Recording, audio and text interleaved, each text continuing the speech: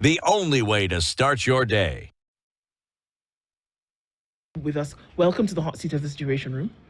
Thank you, Ndu. How you doing? Very well. Pleasure to be back. Good to see you again. Yeah. We're having this conversation. It's a tight one because everybody's asking questions. Those who have the information, maybe giving it in, we like to say like drops, but we need the full hog, right? One times two. Right, 1 times 2, exactly. We need the full hog to really understand what's going on here and what it could actually mean, if it does mean anything beyond what we're being told. So we'll get into that in a minute. Dennis wants to share today's proverb. We'd love to get your interpretation. Yes, so our proverb today is from the continent, not any specific country, but it is thematic, right? So it's talking about fairness. And this is what it says. They that dig the well should not be refused water. They that dig the well should not be refused water. Ladies, go first. How would you interpret that? Anybody who has participated in achieving something should also be a partaker of the benefits of that achievement. So if in the current state, like the Kenya-US deal, the Kenyan citizen health data is what was being traded in that agreement. Let's be honest. So the Kenyan citizen should also partake in the benefits that data is going to create for the US government, because Trump said America first. Now we are also saying Kenya first, and the Kenyan citizens first. Victor, how would you interpret it? Yeah, I think she's put it quite well. I think those who participate in the making of something should be the first beneficiaries. At times they say those who toil must those who sow must reap the benefit. I don't know if I'm using another proverb, but essentially, yeah, let people benefit where they have put in their blood, sweat, and tears. I agree. It's true. US-Kenya deal. Yeah. Kenya first. Of course, we're going to make parallels to that because it's very clear that we can draw from that to apply the proverb to. Yeah. So this is interesting, Beatrice and Victor. But as we have this conversation, we Kenyans were made aware by people who there were privy to the information before the government announced that this thing would happen, before any kind of official documentation. Yeah. We started to hear the chatter of it. What are you talking about? It became clear after some time that it was not just America giving money. America rarely does that. True. I don't think they've ever done it. Just give another nation money without there being something in return. They did not dig the well and expect to not have to be partakers of the thing. Yeah. In this case. So then in this one also, it's clear that there's something that the United States would be benefiting. Yeah. And I just want to give you a back end a little bit. Okay. But we did have the PS here with us to just discuss this a little bit, Dr. Umar Luga, and he said to us very clearly that what is being shared here is no data about Kenyans, your blood type, your height, your weight, your history in terms of, disease burden or anything like that. What's being shared here is that these people exist in a database, not what the details of their existence is that the presence, essentially, what is being shared is what Kenya is going to do with the money that is being given. You're shaking your head. No? It's called the aggregate data. That's what he said. That. So there's no cause for concern or alarm. Yeah. It's okay. But someone will analyze that aggregate data because it's a population health data. And remember, this data has always been collected by NGOs, only that the Kenyan citizens were not aware of it because these were deals signed by NGOs behind the scenes. But this time round, because of awareness, spread of information, now the citizens realize, so actually our data gets to be shared. Now, as much as Trump now says he doesn't want to go through NGOs and wants to go to government deals, I would apply what we call the Hegel philosophy. Hegel philosophy is thesis, antithesis. So you create chaos, then you can bring a solution. So Trump halts the funds for USAID and then brings a lot of chaos, people become very desperate, especially African governments, then comes back with American First Global Health Strategy as a solution. But in this process, you remember Trump is a businessman, so it has to be transactional. So remember, now we are at the age of AI. We are at the age of vaccine manufacturing. We are at the age of data drug development. We are at the age of research and design. Remember, the West or the global North always puts itself at the top of the chain. They should be the one to be the thinkers. They should be the ones to come up with the technology, not you Africans. Your work as Africans is to give us raw materials. And right now, data is the new oil. Yeah, it is the new oil. Now, Kenya, I know there is Ikolomani, they have said there is gold, but so far, we have known for a very long time that the Kenyan population is where the economic value for any government, especially Kenyan government, the value for that nation, it is in the people. It is our labor force. It is the number of us as people. So we as a people, we are also now providing data where now is the new oil for these tech companies, for the big farmers, for the research and design, for the they're called technical experts, or what are they called? Consultant firms, the McKinsey and whatever. So we are going towards another angle whereby now when you go into these developed countries, they're now focusing on AI. And they need a lot of data to feed into their AI models. So where would they get it cheaply? It's in Africa. Remember, as much as there is a lot of racial segregation since the time of colonial times, when you look at the setup of the healthcare system, it had a lot of segregation. Remember, during the colonial times, government funding used to favor Europeans, and then you come to the Africans who had to co-pay. Yeah, they had to contribute something for them to access healthcare.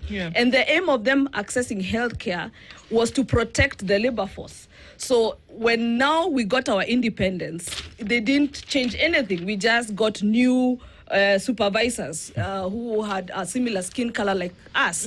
But the colonial logic is still there. So when we had USAID, they focused on service delivery. Now, the G2G model, and unfortunately the PS and the CS have a lot of intellectual dishonesty towards us as Kenyans. The G2G model now is focusing on system, but the ultimate, it's that data. They don't care whether you get well. The US don't care whether you are healthy. To them, that is not their concern.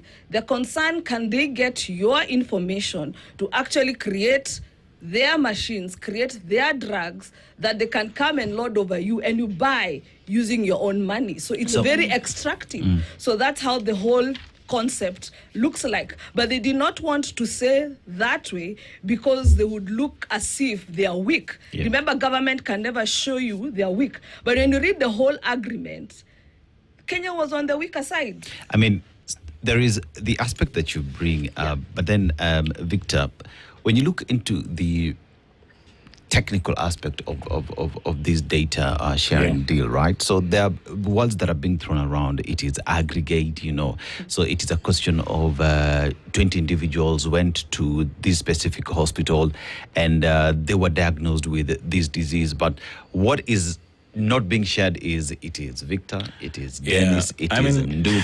But that notwithstanding, so there is another word that has she has raised, right? So it is population health data. That at the end of the day, someone will have to dig and mine that information and use it in one way or the other, because no one just gets data because it's pretty. No one gets data just so it is a report for me to have. That data can be mined, can be used, and will inform decisions later. So is this a way of big pharma get into this conversation low key? Or why exactly are we sharing our data?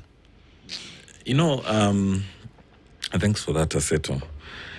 First of all, the thing that needs to be debunked, in my view, is aggregate data comes from personal identifiable information. That's where it starts. So you cannot aggregate non-personal data in the context of what this data sharing agreement links to the cooperation framework is talking about. So where it all starts is personal identifiable information that is recorded at the health facilities. Yeah. What is also not quite clear is who aggregates this data. Is it Kenya aggregates and sends? And even then, what are they? What is the makeup of this aggregated data that will be shared? Because you see, aggregated data is an ambiguous term.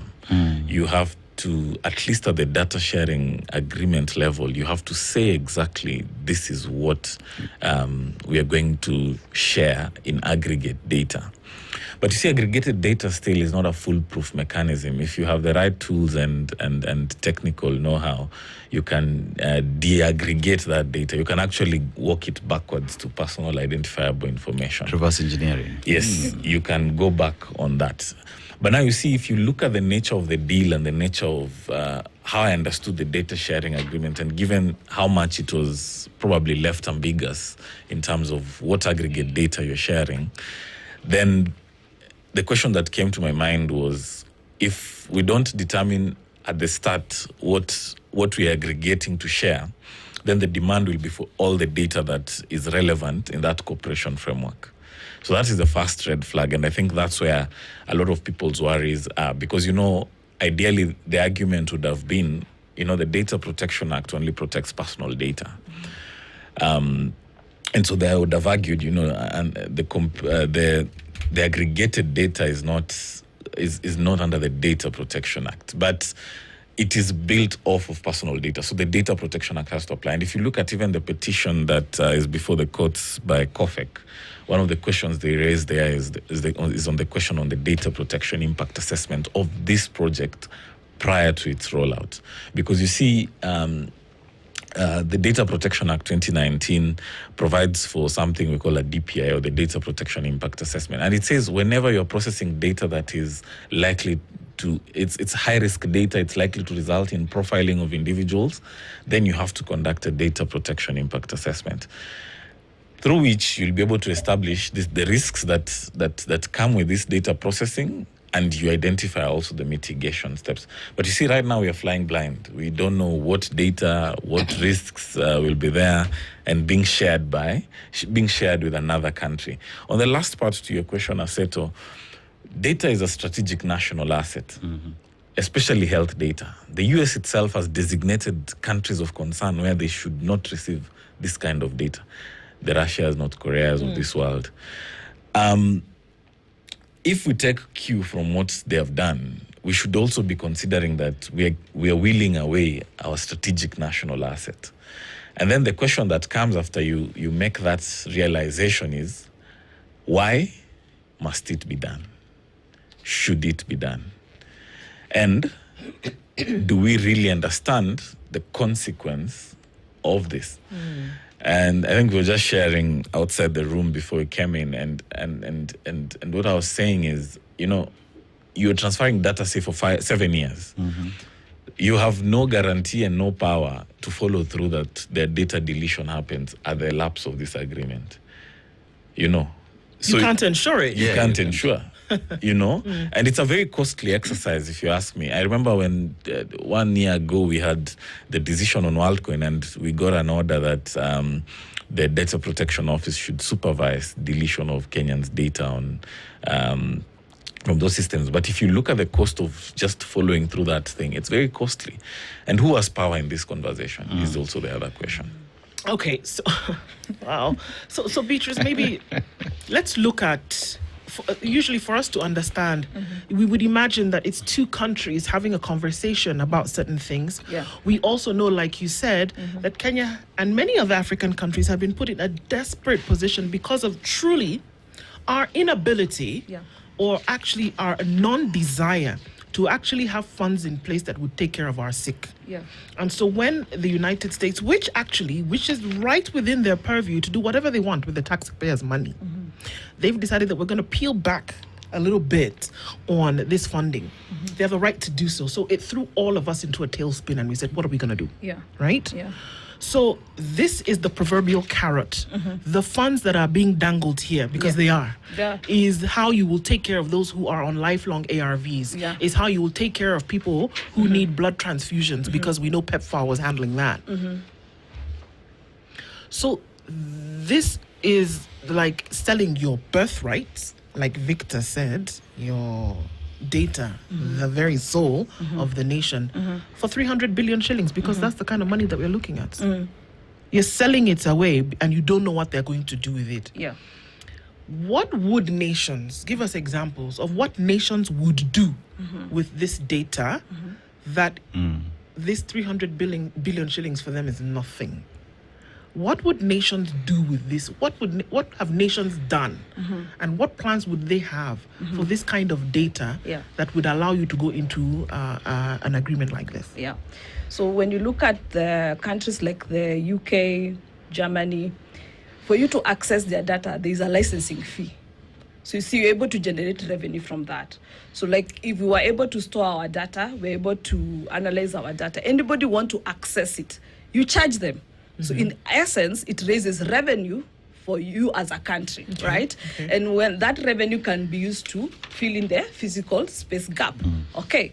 Now, the same data you're going to correct, what does it do? It will allow local, biotech companies, local digital health companies to actually use data and create revenue from it, or create technologies from it. And in the process, what does it do? It will enable you generate revenue to actually make money to actually set aside for healthcare. You see, as much as people want to justify this urgency of signing this deal because there's a physical, there's a deficit somewhere. But you see, at the end of the day, you are undervaluing your strategic assets. And when we look at history, it shows that countries will often make the most expensive policy mistake during physical distress. They'll always make that mistake. Yeah. So what we would have done, and remember, when you look at that agreement, look at the diseases that the American were asking data from, or what they were funding. Yeah. It's not what is currently affecting us. The NCDs, the cancer, they're not funding you to treat your cancers, to treat your diabetes, which are actually on the very rise. Look at where they are focusing their energies on. So in essence, it is not your disease priority as a country right now. What were they focusing on, if you don't mind, Beatrice? They're focusing on HIV, malaria, TB, maternal and child health, and to some extent, health system strengthening. But it's usually at the bottom. The health system strengthening is usually at the bottom. So right now, you have seen in the news, cancer, diabetes, the non-communicable diseases are quite on the rise in comparison to these conditions. But that agreement did not cater for any of that. I get it. Yeah. So with that, we are now telling African countries, collect your own data, store it, analyze it, charge for it. Let African researchers have access to it. From it, they're able to produce knowledge from it, produce innovations from it. With innovations, what happens? Look at China. Yeah, you cannot access China data aimlessly. They have also protected it, but they have been using that healthcare data to do what? Develop better healthcare machines for their own people. And then when they have surplus, what do? Sell it to other countries. Isn't that revenue that also caters for their people? But for us, we're just giving it away, and it's an economic asset. We're just giving it away freely without even charging any coin to it. And whatever we are getting, remember, these industries in the US or in the global north, they're multi-dollar industries. Big pharma is a multi-billion dollar actually.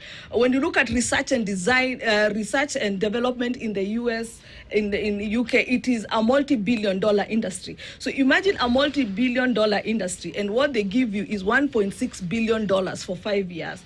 And to make matters worse, you give in return 7 years data. Like 1 + 1 is not even becoming. It's not equal to 7. Victor, do we know? I think. Did we know what we're getting into? What Kenya was getting into? I think this is one of the problems when we talk about bilateral relations between countries, that the folks that you send to have these conversations, it's very important who you send, because are they reading the fine print? I don't know if people said, you know what, it's okay, give us a couple of weeks, we're going to look through this thing properly before we sign. It appeared as though it was a trip to Washington, and at the end of the day, somebody sat after dinner and signed this thing and then read it later. Yeah, I think the negotiations took a while. As far as I have been made to understand, it didn't come in a very short space of time, which of course is even the more concerning. That's more worrying. I would have hoped you would have said actually it took a few days. Yeah. The nature and He had scale. 93 advisors. 93. The PS said he had 93 advisors. Yeah, the nature and scale of this agreement would have required a bit more consultation, in my view. And first of all, just understanding that the nature of what you're getting into demands that you involve all the stakeholders. You see, as government, you may have your blind side when you look at such a deal. You may think about it as government, you're fixing a fiscal pressure that you have. But if you don't consult other sector practitioners who may be able to pick out your blind spots and say, actually, you have not thought about this thing clearly. And you see that lack of information that even clouded the agreement, and it was a secret document up until last week, I think, was it? I can't remember when. But people are pushing for, put the agreement on the table, let us read. But you see, even then, we are pushing for it post-signing, where very little can be done to change the agreement. And now, you see, the only option guys had to do is to go to court. I'm sure it's not in the interest of everyone to say, for example, frustrate a project through the judicial process. It's something that would have been mitigated if they just called in people and said, okay, look, this is the strategic direction we're taking with healthcare financing in Kenya. What do you guys think? And bring in everyone there. But there's a question you asked, that I really want people to understand why data is important. You see, there's a huge chance that the data in its aggregated, de-identified form can be used for population profiling. You can actually understand population vulnerabilities, disease burdens, genetic predispositions, and even the operational readiness of a population. And that in itself makes this thing very important for basically health surveillance, but also national defense. Because someone understands the makeup of the Kenyan people. If you look at what exactly they're doing in that data sharing agreement, this is data they would have access to. And in understanding just that alone, you have to have fears. And then now there's the, as Beatrice put it, the big pharma question. Yeah. And in many agreements, if we must share this data, let's put Kenyans in a position where they would benefit, either financially or have health benefits. If someone uses this aggregated data to, say, develop a vaccine, let's put it simple, we should either be first in line to get that vaccine or have it at very preferential rates. If not, pay us for the data that you used to create this vaccine. It's plain simple. But in the current reading of that framework, it doesn't look like this is possible. And you see, it just perpetuates that what we call the extractive research model. It's that neo-colonial way where we are data suppliers, they're data users, they have power, we don't have power, and so we'll just supply that industrial complex in the same way we did with the raw materials. Yeah. I mean, Victor, before we even proceed, because remember we posed that question in terms, because it is called data sharing. Yeah. And let's use the word sharing, right? Sharing. So in the data sharing framework now, the CS said that Kenya would equally receive data from the US. And one asks the question, what kind of data are we getting from the US? Because remember, when the US is here to fund our healthcare system, right? Yeah. They are the ones who want the data for their own reports to see that the taxpayers' money from the United States has gone to do something. By the time we're being told that we are also receiving data from the US, one would ask the question, so that we do what with it? And asks the question, is there sincerity in this data sharing agreement? We've talked about racial segregation, but one would also argue there is also medical segregation. Yeah. One would not need to look back. You remember COVID and what happened. Yeah. When we needed the vaccination, Africa was the last in line, you know. Everyone caged themselves in and needed to take care of their own. And as we look at, even when we're sharing our data and we look at the disease burden that Africa is facing, one would say that that data would be used to generate certain medication that is specifically for Africans, for Kenyans. But we would have to beg because someone has us at a chokehold because they have data that you said has given out genetic makeup. You know, people know what it is we need, but we do not have. So is there sincerity when you talk about data sharing? I mean, yeah, and I mean, data sharing there was used very generously because I wouldn't say there's that much of data sharing as far as the agreement goes. If you read the data sharing agreement, it's actually Kenya sharing, sending. You can put a lot of many strokes there and say stroke this, stroke that. Ideally, and that's what I'm saying. If you look at the model, it's the typical what would appear to be the very extractive neo-colonial model around data. And you see, nobody is saying that it can't be done. People are saying even if you must do. And probably in the understanding that you need healthcare financing and you have this budget deficit, which you're sort of saying we have no other way of solving it other than going for aid.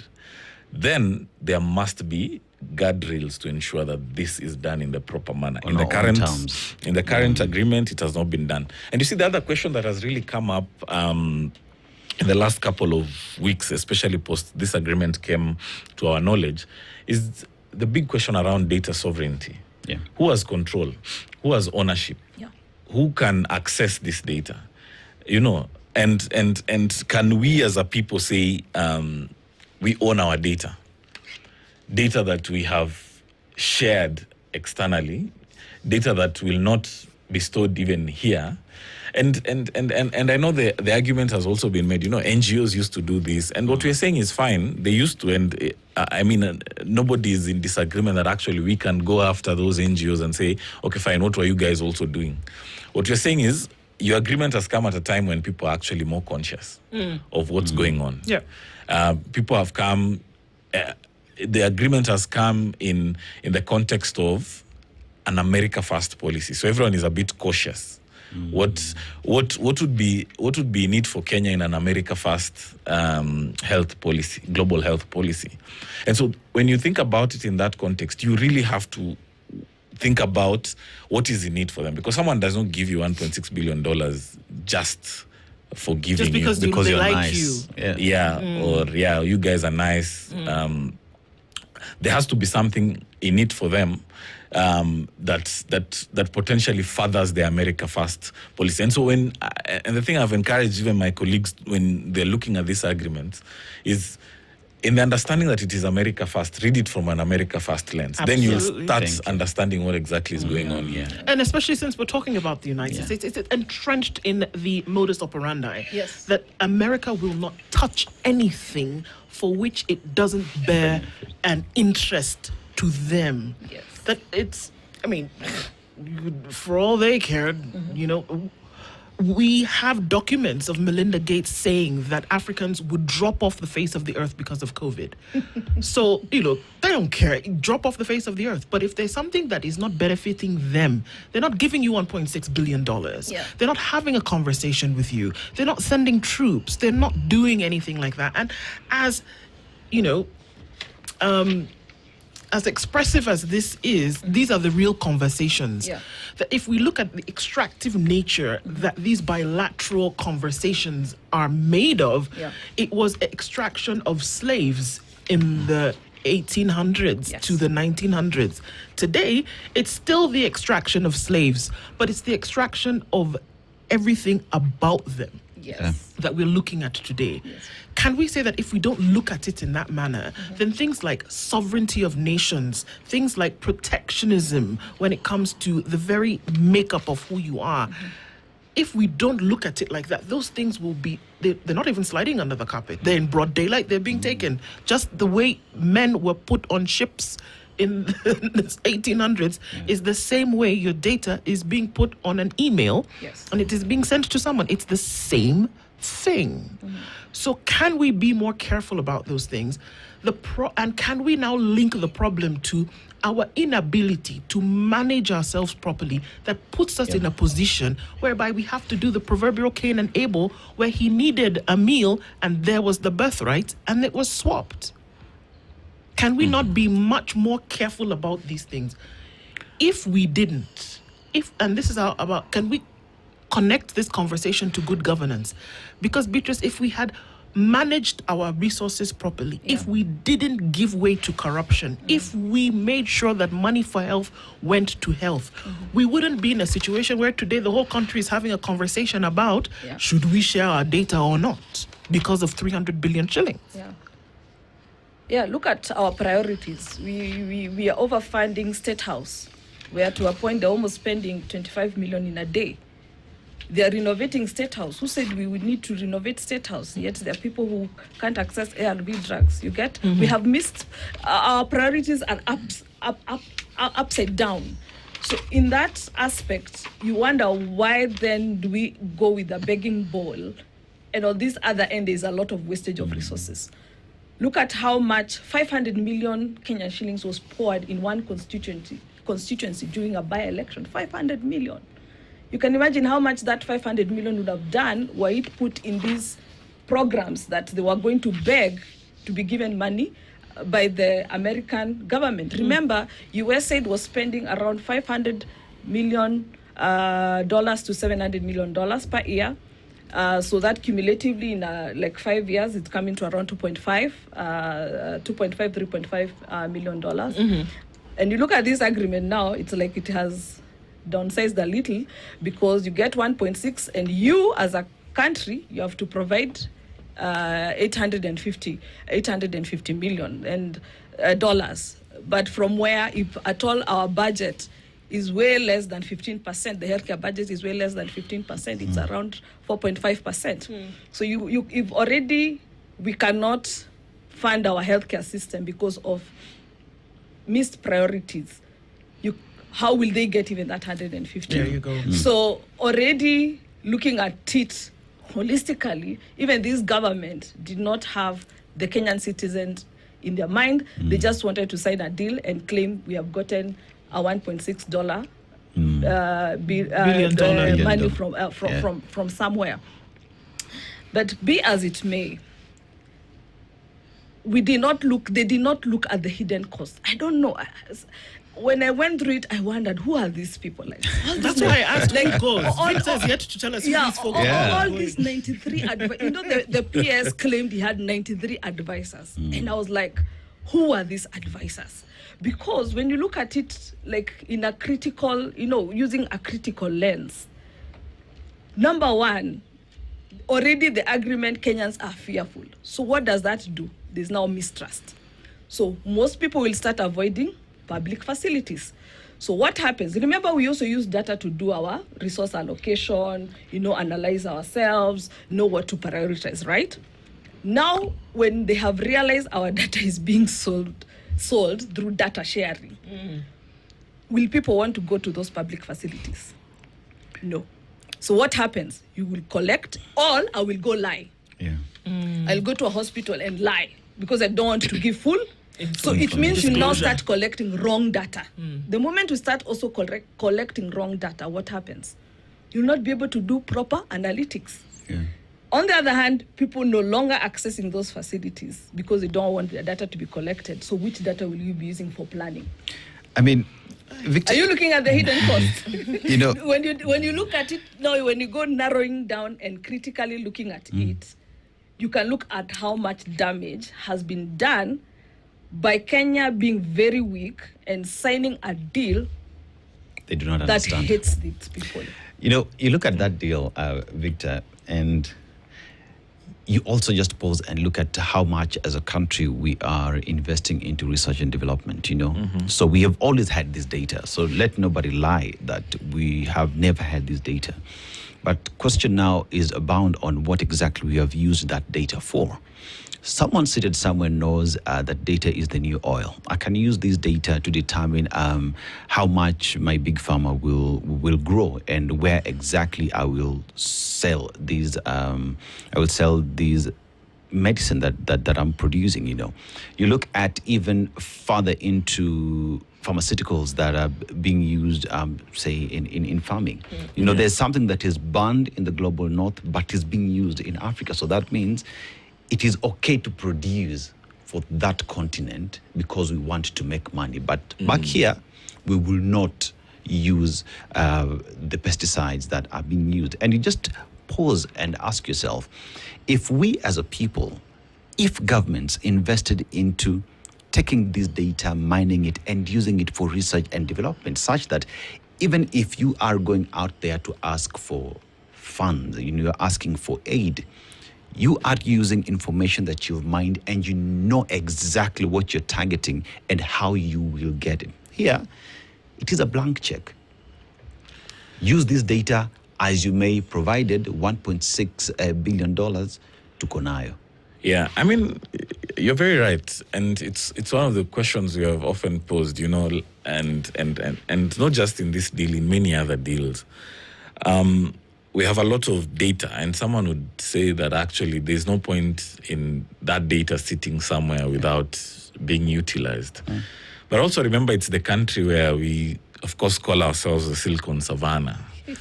And so at that point, you have to question or call to mind what exactly is the Silicon Savannah and how is it involved in utilizing this data? Because think about it, research and development is money. Yes. It's just that I don't have the facts and the figures right now. But if you were to look at how much is allocated to research, and how much we expect from research, to be honest, it's very low. Let's use a very simplistic baseline. Public universities are collapsing under the weight of debt, and it's most of the time debt, and even they're not getting what would be requisite allocations from Treasury. In those advanced places where we are signing these deals, public universities are heavily funded for research purposes. So if you're not investing in our own research, we cannot come back and claim that this data was sitting somewhere and nobody was using, and yet our own researchers are not being funded. I'm sure if we invested in research and these tools on this continent and even in this country, whatever we are trying to achieve through those guys would actually achieve ourselves. Okay, that's interesting that you say that, because a couple of years ago we made a trip to the Kenya Medical Research Institute in Kilifi, the Kilifi Wellcome Trust. Wellcome Trust, right? And the stuff that these researchers are doing is phenomenal. In terms of what they're able to do, tracing, and we're talking about, and just on 2 diseases. I'm not talking about the wealth. I'm just talking about 2 diseases, malaria and sickle cell, right? What they're able to do, and it's Kenyan homegrown research. Yes. The researchers are Kenyan doctors and scientists and medical practitioners and researchers. They're able to keep a lot of this research domiciled in Kenya. This information is here. And I wonder, and I remember talking to the likes of Dr. Sophie, who say if we just had a little bit more in terms of oomph, the very thing that nations are able to give 1.6 billion shillings for, we would then be able to do that here. Right here. We would then be able to get into clinical trials for our own diseases, which have a makeup that we've already studied. We have those. They're there on file. They have all of those things already. What they need is the connection. And in most cases, the connection is money that is needed to then be able to do these things. Yeah. So in terms of solutions towards these issues, because the issue is clear. On the Kenyan side, the issue is that money is needed to fund certain things, whether it's purchase of medication or whether it's payment for processes that allow other things to happen. Money is needed. But what that money is needed for, the answers lie in most cases right here. So can the focus shift? Because it's good to say the money will come. People who need ARVs will get them. But can the focus shift a little bit towards saying we can actually have those things done here and pay for them here cheaper? Is that being too aspirational? Or is that living in an ideal world where we say easier said than done? No, I think, first of all, from that example itself, Wellcome Trust is a donor. And they're funding a lot of, whatever is going on in Kilifi is properly funded. But it just tells you one thing, that if we invested similar resources, we would have that level of brilliance and excellence in medical research in the country.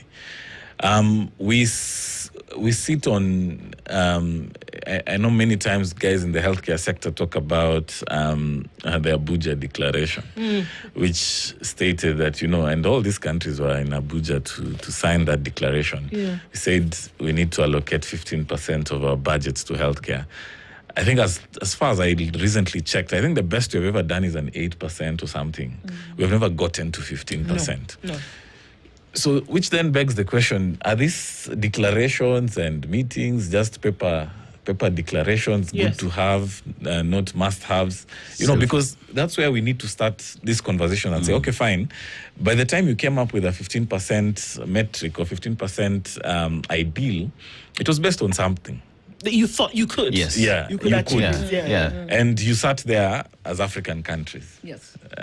In full realization of what your budget would look like, and say 15% would be a reasonable step. Because right now, if there were, assuming then it's been almost 20 years now since the Abuja Declaration, you'd sit in another meeting and make another milestone. But you see, right now, I don't think they're even in a position to sit in another meeting to set another milestone for budgeting for healthcare. It would have been still saying, okay, fine, let's do 15%, but we have since grown our budget.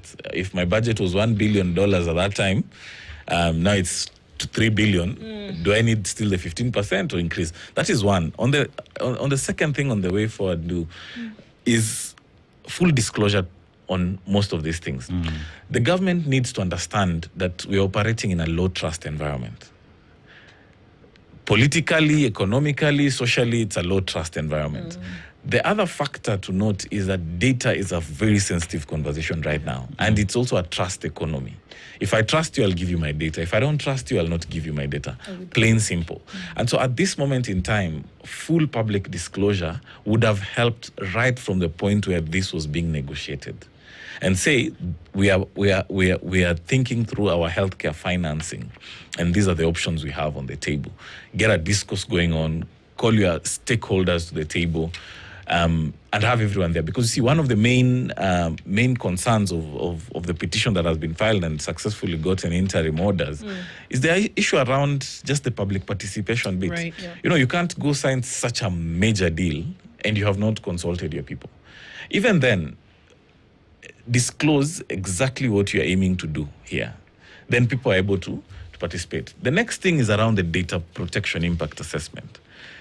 That thing has to be done. One way or the other, that's the only way you unlock.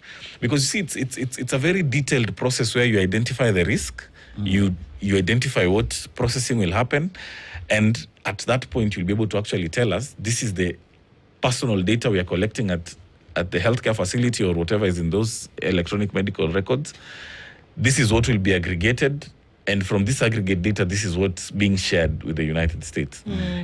If you just clear that logical flow, I don't think anyone will have an issue with you in terms of this data privacy. But you see, the problem is it's in the shadows. It's behind the curtain. So nobody has a clue or a grasp of what exactly is happening. And now, if you link that to the low trust environment, I was saying, anyone will block this project. And what she was referring to, Beatrice, around the chilling effect of this, it creates a chilling effect. You can imagine all the conspiracy theories that are now going around in the villages about this deal. They will say, this thing is now mark of the beast, is the 666. The devil is coming. Yeah, the devil is here to all the conspiracy theories will be there. Yeah. And now the danger of that is, as she put it, you have people trying to avoid the healthcare system. People now go to self-medication. We don't know what actually at the local level, what people are telling each other about this deal. And so once you have people shunning the medical system, you essentially shoot yourself in the foot. And from a policy perspective, then, is it all lost? Now that we have a case in court and the entire process has been stopped, how can, from a policy perspective, how can the Kenya government save itself? From self-destruction, pretty much. One, it has to improve its data governance. It has to really strengthen. We know they had 93 advisors. They should fire those 93 advisors. Anyway, we had a DHA Act, I think 2023. What we need is those institutions so much strengthened, so that governance, there's a lot of transparency. There is a lot of, funding to those institutions to ensure that whatever data they are going to collect, they have the trust of the Kenyan people that they will actually do as they have said.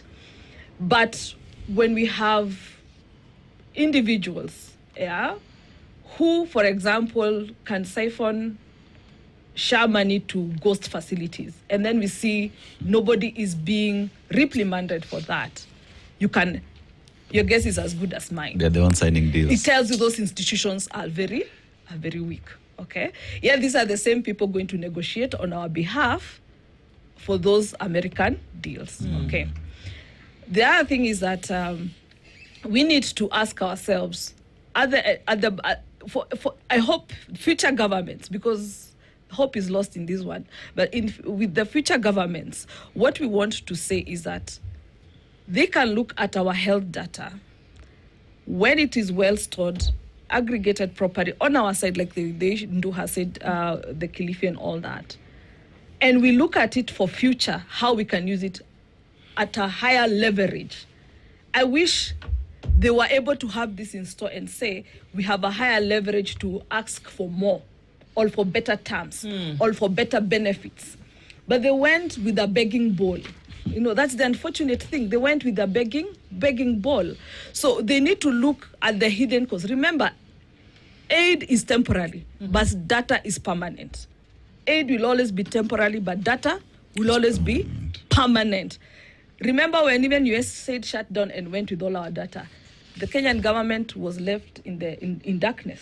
They didn't have any of that data because even those systems they were using were from foreigners.